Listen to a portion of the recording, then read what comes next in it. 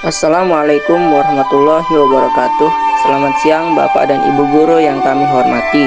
Di kesempatan pada siang hari ini, saya dan kelompok saya akan membahas tentang periode demokrasi pada tahun 1965 sampai 1998. Oh ya, teman-teman tahu nggak apa itu demokrasi?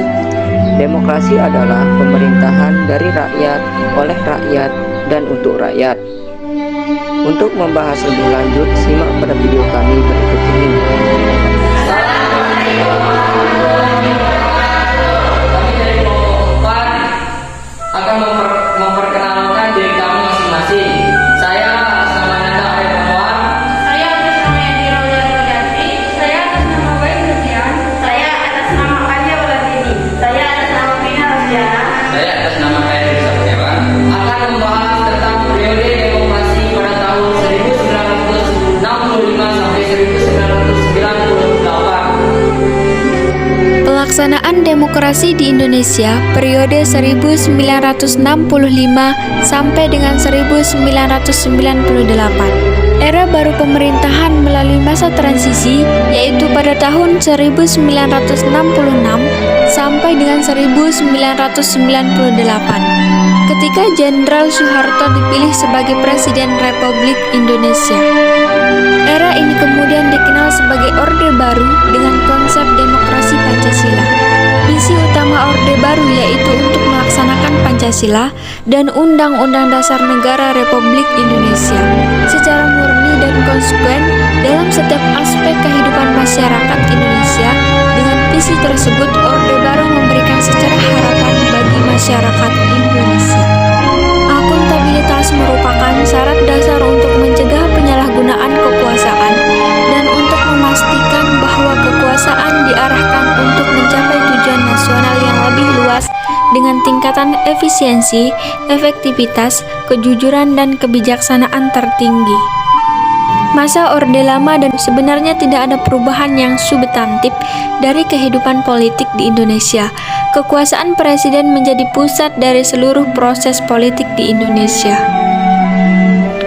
Harapan masyarakat tidak sepenuhnya terwujud karena sebenarnya tidak ada perubahan substansi dalam kehidupan politik Indonesia. Kekuasaan presiden merupakan pusat seluruh proses politik di Indonesia. Lembaga kepresidenan merupakan pengontrol utama lembaga negara lainnya, baik yang bersifat suprastruktur seperti DPR, MPR, DPA, BPK, dan MA. Infrastruktur seperti LSM, partai politik, dan sebagainya. Presiden Soeharto mempunyai sejumlah legalitas yang tidak dimiliki oleh siapapun, seperti pengemban Supersmart, Mandaritas MPR, Bapak Pembangunan, dan Panglima Tertinggi ABRI. Rekrutmen politik bersifat tertutup. Dalam suatu sistem pemerintahan yang demokratis, semua warga negara yang mampu dan memenuhi syarat mempunyai peluang yang sama untuk mengisi suatu jabatan politik. Akan tetapi, pada era Orde ini bersifat tertutup. Pengisian jabatan tinggi seperti Mahkamah Agung, Dewan Pertimbangan Agung, dan jabatan lain dalam birokrasi diatur oleh lembaga kepresidenan. Kecuali anggota DPR yang jumlahnya 400 orang dipilih melalui pemilu, sedangkan anggota DPR yang jumlahnya 100 orang dipilih melalui pengangkatan dengan surat keputusan presiden. Sementara itu, kaitannya dengan rekrutmen politik tingkat daerah seperti gubernur dan bupati, masyarakat tidak punya peluang untuk menentukan pemimpin mereka. Jadi tentang siapa yang akan menjabat diputuskan oleh presiden.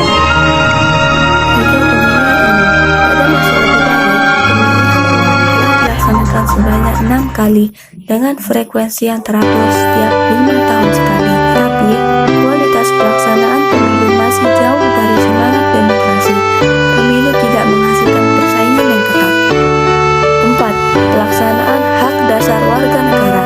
Selama pemerintahan Orde Baru, sejarah pengekangan kebebasan persatuan terulang kembali seperti yang terjadi pada masa Orde Lama.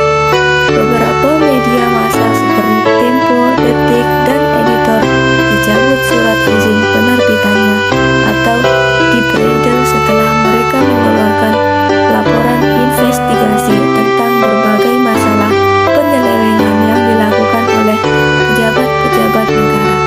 Pemerintah melalui kepandang tangannya memberikan ruang terbatas kepada masyarakat untuk berpendapat. Pemberlakuan undang-undang subversif membuat posisi pemerintah menjadi lebih kuat